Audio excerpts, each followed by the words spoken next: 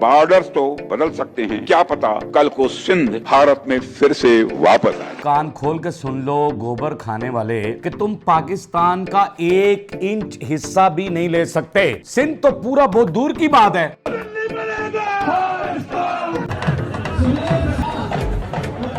आपके मुल्क के अंदर इतनी तहरीकें चल रही हैं, पहले उस तहरीक को संभालो।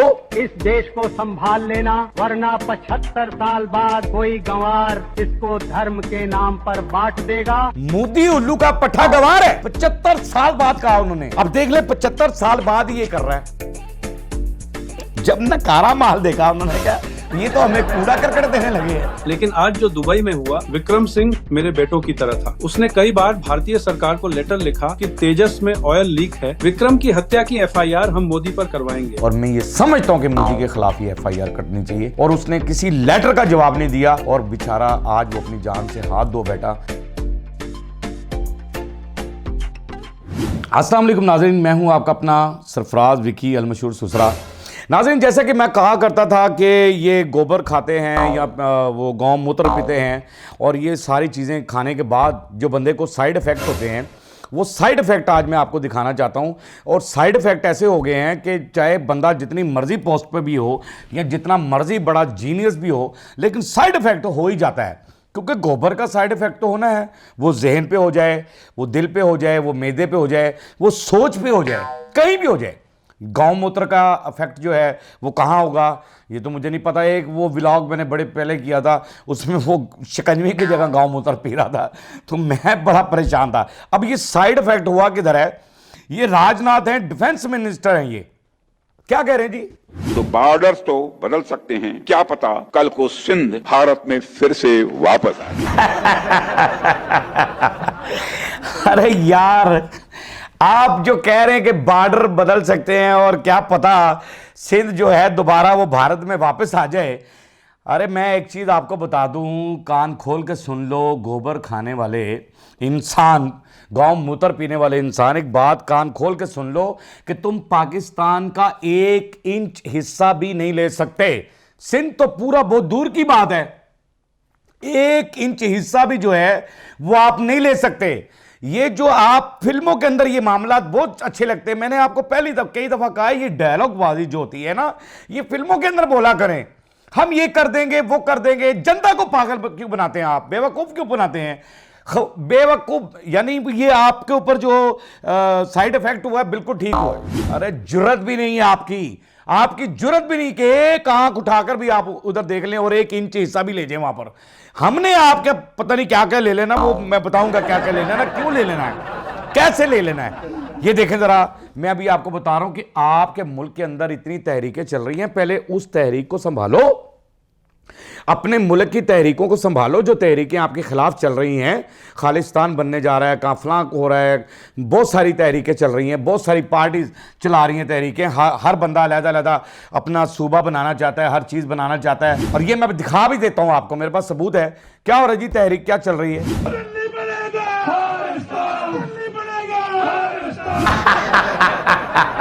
सुन लिया आपने, दिल्ली बनेगा खालिस्तान। और ये नारे लग कहां रहे हैं, ये मैं बाद में कमेंट्स करूंगा, ये कहां लग रहे हैं? ये रेफरेंडम हो रहा है, दिखाइए ये रेफरेंडम जो हो रहा है इसके लिए। वाह वाह वाह, नारेबाजी की मजा आ गया। और ये जो हो रहा है, और उसके अंदर आप ये देखें कि बारिश हो रही है, बर्फबारी हो रही है, लोग छतरियां लेकर भी उनको कोई परवाह नहीं है, लेकिन वो बड़े जोशो खरोश से निकले हुए रेफरेंडम के लिए और मोदी के खिलाफ निकले हुए हैं, और दिल्ली को जो है वो खालिस्तान बनाना चाह रहे हैं। अगर दिल्ली खालिस्तान बन गया तो समझ लो फिर पाकिस्तान ही बन गया सब कुछ, फिर तो पाकिस्तान का नाम ही सारा हो गया। क्योंकि हम अपने जो सिख भाई यहां पर आते हैं, सिख बरादरी जो यहां पर आती है, वो सजदा करने के लिए गुरु नानक जब आते हैं, हम उन्हें मोहब्बतें इतनी देते हैं, इतना प्यार उनको देते हैं, इतनी मोहब्बतें बांटते हैं। कई मैंने दिखाई भी थी आपको पीछे व्लॉग के अंदर, क्लिप्स भी दिखाए थे इनके, कि कुछ कहते हैं कि हमारा पाकिस्तान से जाने को दिल ही नहीं चाहता। आप मोहब्बत इतनी बांट देते हैं कि दिल ही नहीं चाहता कि हम अपने घर वापस, हमें ऐसा लगता है कि हम अपने घर में आ गए, अपने ही मुल्क में फिर रहे हैं। तो ये सीखोगे कब? जब तुम गोबर खाना छोड़ोगे। ये सीखोगे कब? जब तुम मूत्र पीना छोड़ोगे, तब तब सीखोगे ये सारी चीजें, मोहब्बत, इखलाक, प्यार तब सीखोगे। और ये खालिस्तान बन के ही रहना है। जितनी जोशो खरोश से मैंने देख लिया है, जितनी जनता निकली हुई है, जितनी अवाम निकली हुई है, और सारा कुछ ये जब रिजल्ट आना है तो ये तो बन के रहेगा भैया। और ये बन गया, अगर दिल्ली बन गया खालिस्तान, तो फिर समझ लो पूरा हिंदुस्तान बन गया पाकिस्तान। इंशाअल्लाह ताला। अच्छा, ऐसा क्यों हो रहा है? ये होना नहीं था, ऐसा नहीं होता, ना होना था, लेकिन ये हो क्यों रहा है? क्योंकि ऐसी पेशन गोई जो है ये बहुत पहले हो चुकी। ये बहुत पहले पेशन गोई कर गए। कौन? दिखाइएगा जी, नेहरू साहब क्या कह रहे हैं। इस देश को संभाल लेना, वरना 75 साल बाद कोई गंवार इसको धर्म के नाम पर बांट देगा। क्या बात है यार, क्या जीनियस लोग थे गांधी साहब, नेहरू साहब। यानी क्या जीनियस लोग थे कि उस वक्त इन्होंने ये पेशन गोई कर दी कि इस मुल्क को संभाल लेना, इस देश को संभाल लेना, नहीं तो कोई गवार। यानी गवार कौन है? मोदी। मोदी उल्लू का पट्टा गवार है, जाहिल आदमी है। 75 साल बाद कहा उन्होंने। अब देख ले, 75 साल बाद ही ये कर रहा है। 75 साल गुजरने के बाद ही ये सारा कुछ हो रहा है वहां पर, कि 75 साल गुजर गए और मोदी ने वो सारा, उसने कहा देश को, उसने कहा कि धर्म के नाम पर बांट देगा, धर्म के नाम पर बांट देगा। धर्म के नाम पे बांट रहा है ना कि नहीं बांट रहा? आपने बताना है। मैं इंडिया की आवाम से पूछना चाहता हूं कि क्या ये गवार जो है, क्या ये धर्म के नाम पर नहीं बांट रहा इंडिया को? भारत के टुकड़े टुकड़े नहीं कर रहा? मुसलमान को हिंदू से लड़वा रहा है, हिंदू को मुसलमान से लड़वा रहा है। सिखों के अंदर ना वहाँ पर ईसाई महफूज है, ना वहाँ पर मुसलमान महफूज है, ना हिंदू महफूज है, कोई महफूज नहीं है इसके दौर में। इसके दौर में इतना तासुब इसने फैला दिया, इतना तासुब फैला दिया। नेहरू साहब ने जो पेशन गोई की वो आज सच हो गई, सबूत के साथ। अच्छा जी, ये हथियारों की ना कोई डील हो रही थी आर्मीनिया के साथ, इंडिया की, तो वो कैंसिल हो, दिखाइएगा जरा।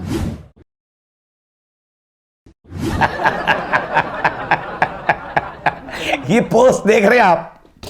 ये पहले ना आर्मेनिया की डील हो रही थी कि हम खरीदेंगे, और जब ये सब कुछ देखा उन्होंने, जब नकारा माल देखा, उन्होंने कहा ये तो हमें कूड़ा करकट देने लगे हैं, ये तो हमें जो है ना पागल बनाएंगे, ये तो सारा कबाड़ उठाकर हमें देने लगे हैं, इनकी तो प्रोडक्ट ही ऐसी नहीं है जो हम खरीद लेंगे।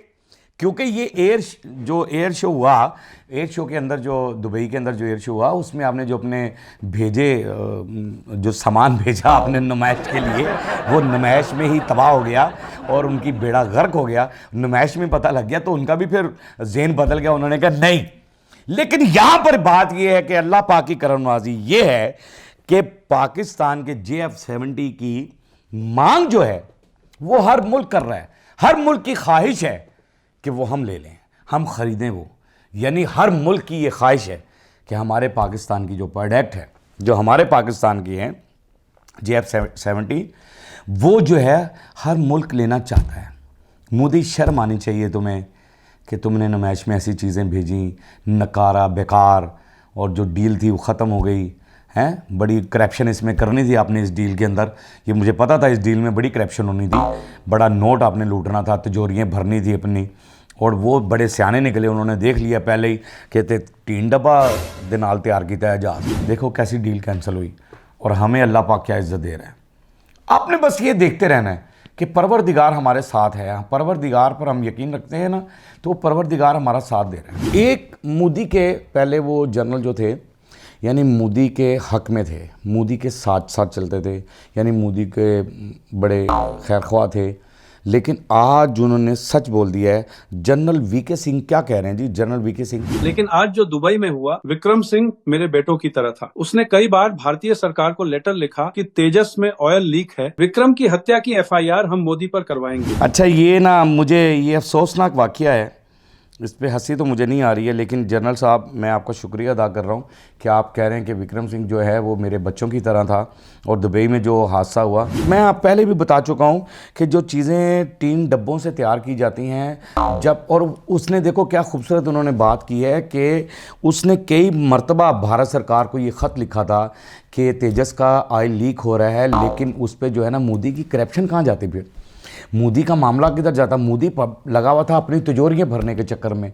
उसने कहा जैसा भी कैसा है, इधर से कोई टुकड़ा पकड़ा है, इधर से कोई 3 डब्बा पकड़ा, उधर से कुछ पकड़ा, तैयार कर दिया, लीक हो रहा है नहीं हो रहा है, क्या परवाह है उसको।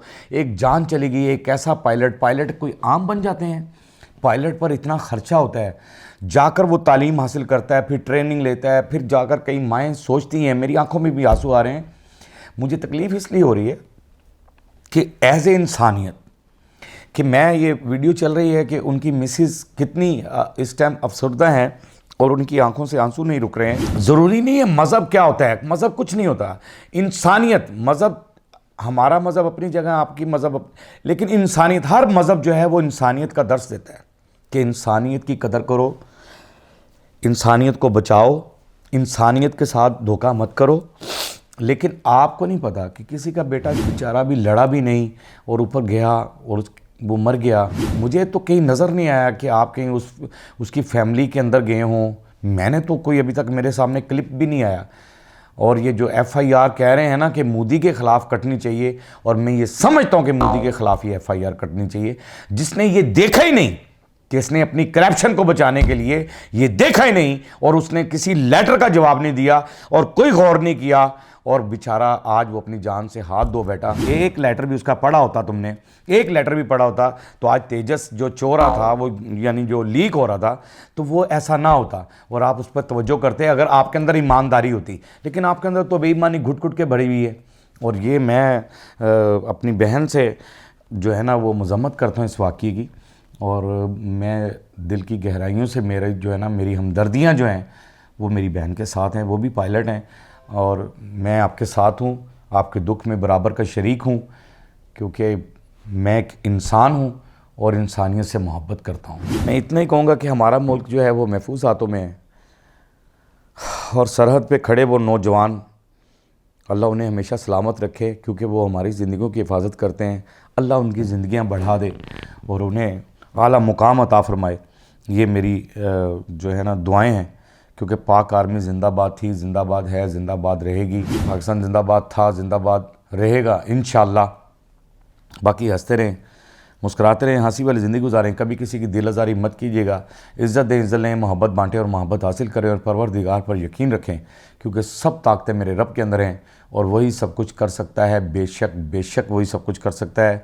हमने आपके लिए व्हाट्सअप भी बनाया, टिकटॉक भी बनाया, फेसबुक भी बनाई है, उसे फॉलो कीजिएगा। मस्के चैनल को सब्सक्राइब करते रहें, लाइक करते रहें, कमेंट्स करते रहें, और घंटी दबाना मत भूलिएगा, क्योंकि ससुरा आपके साथ है और जब तक ज़िंदा है आपके साथ रहेगा।